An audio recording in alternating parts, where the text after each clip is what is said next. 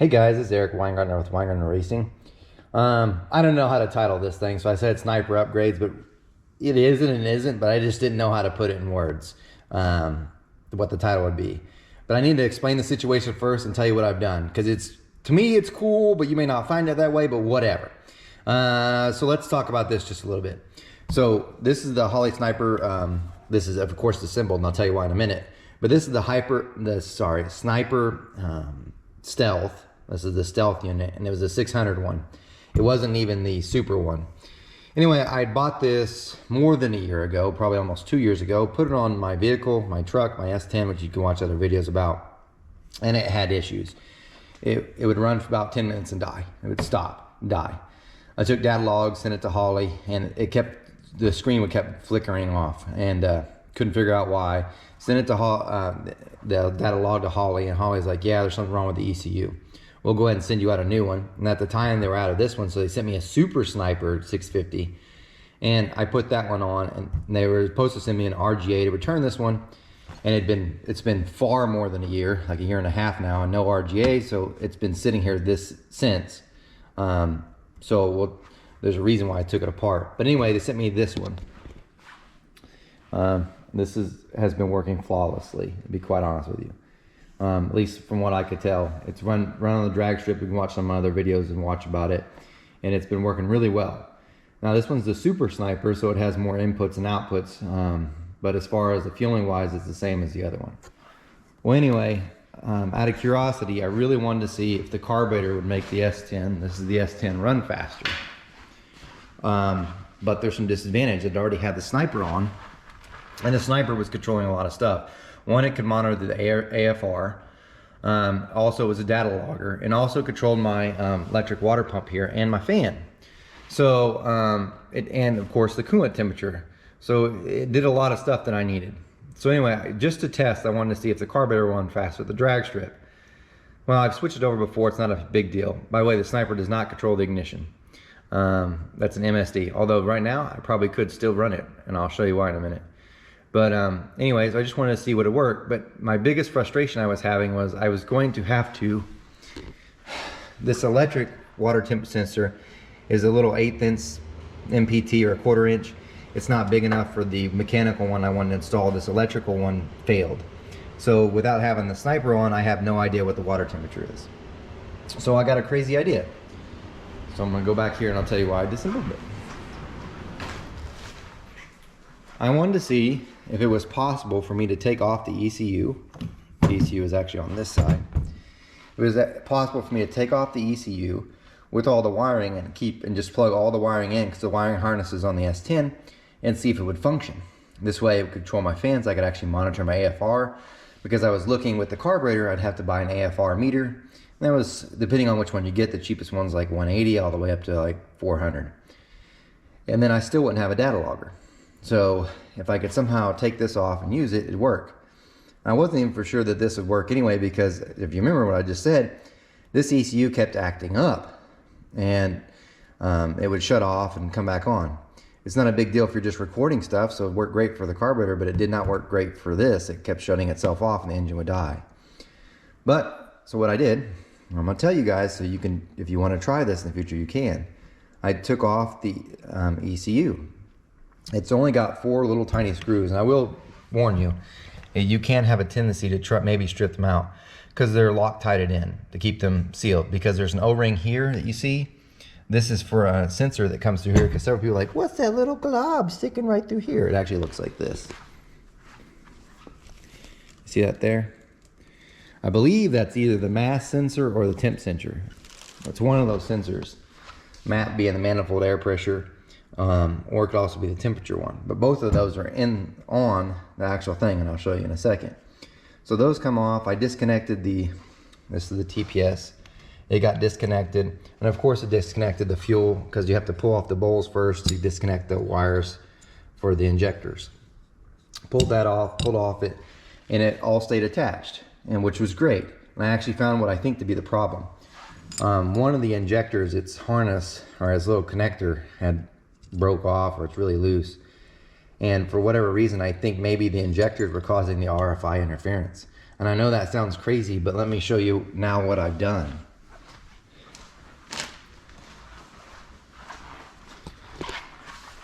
This is that ECU, okay? All right, this is the back side. So most of you don't even see this because they don't tell you. There's that little nub that's sticking through on the throttle body. Then you've got different sensors. Like I believe this one's for the IAC. Sorry, camera, I gotta go. This one's for the IAC, which of course the carburetor didn't have. These ones right here are for the injectors. And you could tell how they're clipped in. See how that one's broke almost? I think that was our problem, part of it. It's supposed to look like this. So that's 2 injectors and these are the other ones. And then you've got, there should be another sensor here. Yeah, this is throttle position, which I really thought some Holley carburetors actually have on this, at least their Dominators for sure do, have a spot so you can actually put a TPS sensor. So if this carburetor had that, I could actually have moved that over and clipped it in. So you got those. And then you got your main harnesses that you're used to. So just go through them real quick. You got this one, which controls, like, I know it got kind of dark in here. This one controls get your inputs from your tach, your battery and all that. And then you got the input and output. And then you've got, should be at least, there's one right here that goes to the O2, which I know you can't hardly see because it's underneath the truck. You got the one that goes for the water temp. And then the one that goes to the actual dash, which I can't find it real quick. It's probably this one, yeah, right there. Which I know it's hard to see. For whatever reason, it's not lighting up quite right. So there's that. Now, if you notice, you got some sensors that I don't have hooked up. See this one? This is for the super sniper. It's the extra inputs and outputs. But this ECU is just a regular sniper, so it doesn't have it. So, as you can tell, I've taken it off. So what I did was, carburetor's on. I have all the stuff was already hooked up, the wiring harness was all in, I just clipped it in. And I wanted to see if it would work, and it does. So in other words, when I start up the engine, which I'll probably do here in a second on the video, I'll do a little more tuning on the carb. When I start it up, the tach signal still goes to the ECU. It's still getting the coolant temp sensor. It's still actually getting the air temperature, although it's over here instead of in the hat, so I don't know how valuable that'll be. It still gets the map sensor, which I think is that one there. Sorry. See, I mean temp. I think that one's map. Right there. It's still getting those, but that's worthless because it's not in the manifold. The air temperature is pretty much worthless because it's also not in the air system that you'd see, but it does record them. But it does get the O2 sensor, which is in the engine or down on the bottom. And it's still controlling my fans and water pump. So everything works. So what I'm trying to say is, let's say you got frustrated with your sniper and you're like, I'm so pissed off with it, because I was that way on the first one for sure, and you're out of warranty, and what are you going to do? I mean, you could try selling these, but I promise you they're not that much to begin with. Most people don't want to buy used ones because they don't want your used problems. Assuming your ECU halfway works, you could try this, and then you could put your carburetor on, and now you don't have to buy an air fuel meter, and you actually monitor your air fuel ratios and adjust them with your carburetor if you know what you're doing. Problem is, most people don't, thinking they'll switch to fuel injection and solve everything, and they don't. If you don't have a good idea of how the carburetor works, you're probably not going to have a good idea how fuel injection works, and vice versa. Anyway, but it will give you a data logger. So just to give you an idea, if you buy a Holley standalone unit that has a data logger, it's $1,000. The sniper, I think this one was like, at the time, was like 14 or no, it was like 1,200 bucks. I think it was 14 for the master kit.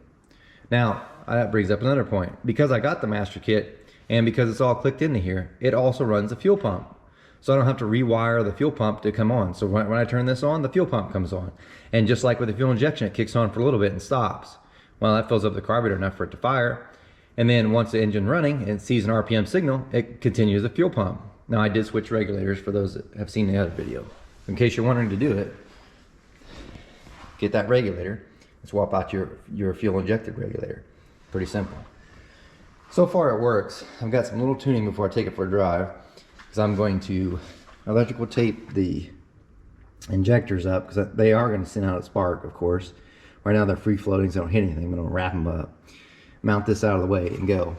Now, before someone says, I thought you said the ECU wasn't working, and it kept shutting off. It did.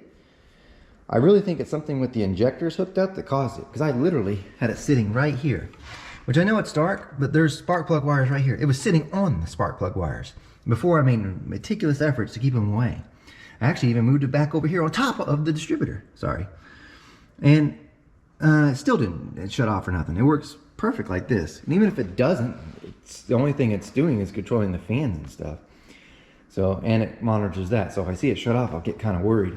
But for now, it works. Worst case scenario, I'll take it back off and I'll put a mechanical gauge in, and it's going to do a different wiring for the relays for the water pump and fan and for the fuel pump, and it's going to work fine. But so far, and I'll let you know later on how this works. But just an idea for you guys that want an upgrade and you're like, I'm frustrated, I give up, I don't want any more part of this. I want to go back to carb, but you can't do anything with this, you can't sell it, maybe hook it back up, try the carburetor. At least you'll have an AFR meter. Anyway, I'll show you starting here soon. Sniper's hooked up. Well, I say that. The Sniper is working as far as data logger and recording some of the sensors, but it's not my super Sniper, so it's not recording my fuel pressure, so the gauge is going to look a little different than what you've seen. The carburetor is now running the air fuel, and of course MSD is running the ignition. I'm going to go ahead and kick it on so you can see. Kick on my other stuff too. It turns on the fuel pump, that's what you're hearing, just like it was for the fuel injection. And this stuff pulls up. I'm just showing you, this is the volts, air fuel ratio, and RPM. Now, since it's carburetor and it doesn't have a choke, you gotta give a little pump, give a little fuel in there, and hopefully it fires right up. And you'll probably see from the air fuel ratio, probably pretty lean, because they typically are when they first fire up. Hopefully it fires right up. Yeah, kind of the downside. Should have gave it a little bit more gas.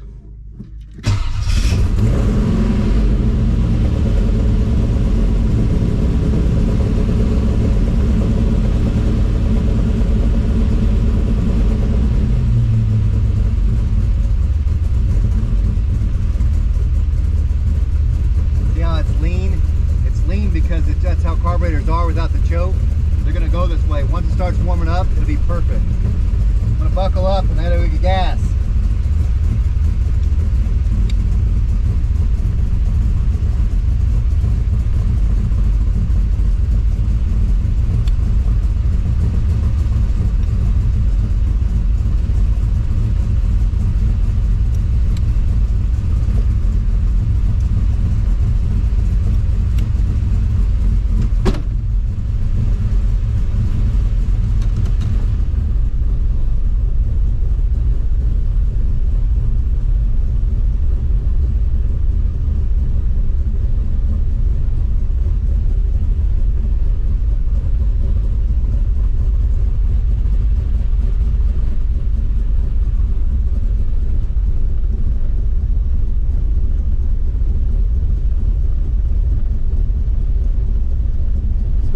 Cruise. You can hear the exhaust leak on this side. Try tightening it up. I don't think it worked. I think the flange is warped.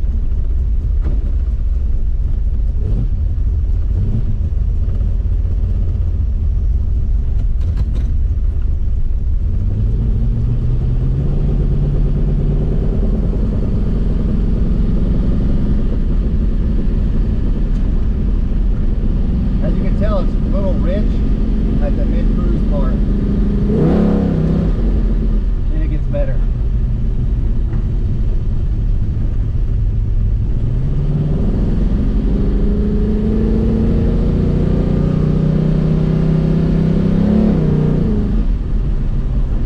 The shift's weird now because the vacuum line was taken off for the vacuum modulator, so it's not hooked up. This carburetor doesn't have that provision. Not that I care anyway. But it shifts higher RPM now.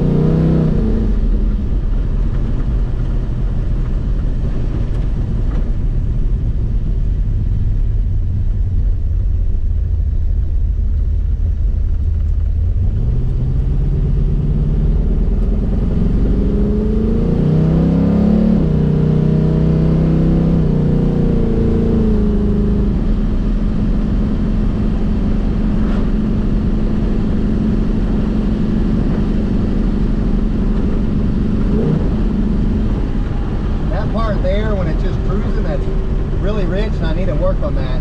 What I'm probably going to do is go to a different power valve so it comes on or doesn't enrich till later, and then also definitely decrease in the main or primary jets and increase in the secondary, because wide open it's actually perfect. or close to it.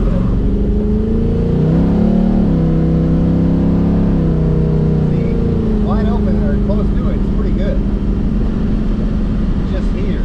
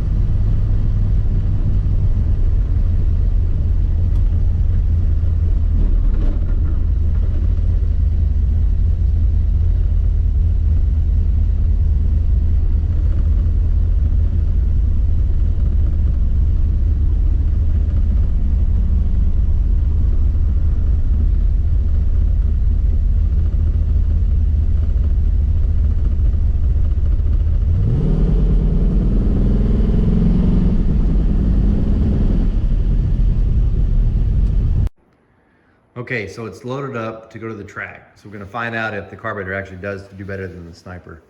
I just wanna go through a couple things with the carburetor. This is one of my favorite carburetors, but the thing is, this carburetor has primarily ever been used whenever I take an engine to the dyno.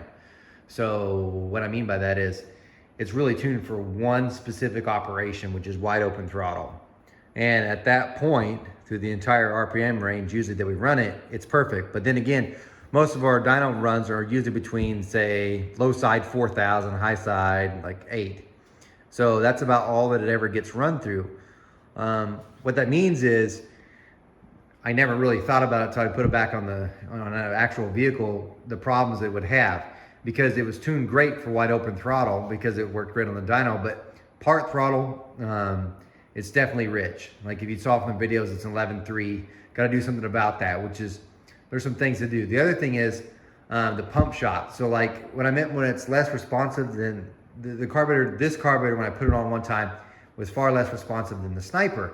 Well, the reason being is it's not got as good a pump shot to let it accelerate. In other words, once you floor it, it goes dead lean. So what I've tried to adjust some of these things that I hadn't really thought of until now because it hadn't really been an issue. Carburetor been great on the dyno, just not so much for driving because I haven't tried it yet.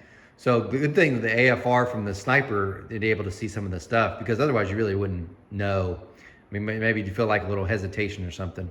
So here's what I've done. The Demon had 31 inch squirters on the front and rear. I've changed them to 35 and it helped, and now they have 37 on. We'll find out if that makes a difference. They also have the tube ones. I went down in jet sizes quite a bit on the front. Now it's an 81 on the front, and sorry, an 83 in the front and 88 in the rear. Blocked off the power valve in the rear. What I'm probably gonna do, and I won't do it at the drag strip just because I wanna see how it's gonna run. Probably what I'm gonna do is I'm gonna change it because it's got a 6.5 power valve in now, but it idles at 6. In other words, the power valve is pretty much open. But remember, it's not gonna pull from the booster until it gets some RPM. That's why the mid throttle really, it's when the booster starts getting more affected, it's going so rich. So probably what I'm gonna do, and I've got some here, I've got a 5 power valve I'm gonna put in, and I'm probably gonna lean out the front more and then add the rear jet up. This to give it the same at wide open throttle, but make it leaner cruising. As it is though, I'm gonna leave it like this at the drag strip and see what it does. I don't like that it's so rich when you're just cruising around. The Sniper really did have the advantage there because it was like, I told it to be at 13.8 and usually it's 13.8, 14.2, which is pretty lean, but it had really no load on it. It was just kind of cruising. I think we'll get there. But I want to point out one other problem that I hadn't really thought of until now. The underhood temperatures underneath the hood on this S10 is high. And I knew it was because I go driving and then I'd get back and I'd put my hand like on the control arm and it would burn me. Like you could burn your hand touching the control arm. And even though I have the header wraps and everything else, it was hot. Well, after that video that you just saw of me driving it around, went to the gas station, I stopped, got gas and I drove it back. And I parked it here in the shop and the fuel pump sounded weird. And I'm like, oh great, the fuel pump's going great. Bad, perfect right before a race. Which I hope it doesn't act up in the race in my follow-up videos that show it sucking. But here's what's happened. This for you guys with the carb will kind of understand. Because the underhood temperatures were so hot and the fuel line does kind of run close to the header, not near the header, but it's close enough where it's getting some of the heat. I think what's happening is the fuel's boiling in the line. And I know this because when I got done, I opened the hood and I looked at the fuel pressure gauge and it's 0 with the pump on. So I was like, oh crap, the pump's not working just perfect. Something's wrong with it. Well, I took off the line, hooked up a dummy piece and turned on the pump and it was filling up the jug just fine, more than enough fuel. But what has happened was it was trapping air in the line because it was boiling it off. And then you had a little air pocket. So until the needle and seat opened, that air would stay trapped in the line and it would compress, but it was fighting against the pressure coming in other words. So it was kind of a battle there. That's something new that the EFI never had because it had 60 PSI to push against. So it had no problem getting the air out of the way. Also, it's unlike a carburetor where you only need fuel when the fuel bowls get low. It's not always constantly flowing fuel into the bowls. The EFI is always needing fuel to spray. So there's constant movement and it's higher pressure, so it's typically not an issue. This, all of a sudden, I noticed it. However, I didn't notice it until I stopped and got back. So the entire drive, it felt fine. I don't really know what I'm gonna do about that, except for I do know the next engine, which when it gets done, I'm changing the whole fuel system anyway and doing something totally different, just to address it. One other thing to help you too is, if you remember, I have the MSD ignition box, the programmable one. And one thing I should probably point out is, when I shut off the truck, with the EFI, and my gauges are up there, when I shut off when I had the EFI, the sniper, what I did is I actually turned off the sniper and then let the ignition keep running, because what it do is it burn off the rest of the fuel that's in the system. So it died nicely. With the carburetor, well, by the way, it idles at 1500 RPM. If I cut it off there, it wants to kind of run on. Because there's still fuel in the fuel bowls. It's still gonna, as long as the piston's moving and stuff, it's still got vacuum draw, it's gonna pull fuel from there, so it's going to. Unlike the fuel injection, where you turn off the fuel injection, it's not spraying anymore. So what I did is, I have a retard up there on the switch panel. I turned it to 15 degrees. And what I do is, right before I shut it off, I turn on the retard. It takes down to 15 degrees, lowers the idle way down, and then I shut it off, and it doesn't run on. So a little bit more involved. I guess we'll find out tomorrow. Hopefully things will go well. Hopefully it runs better than it did with the EFI, because I really would like to see it run better.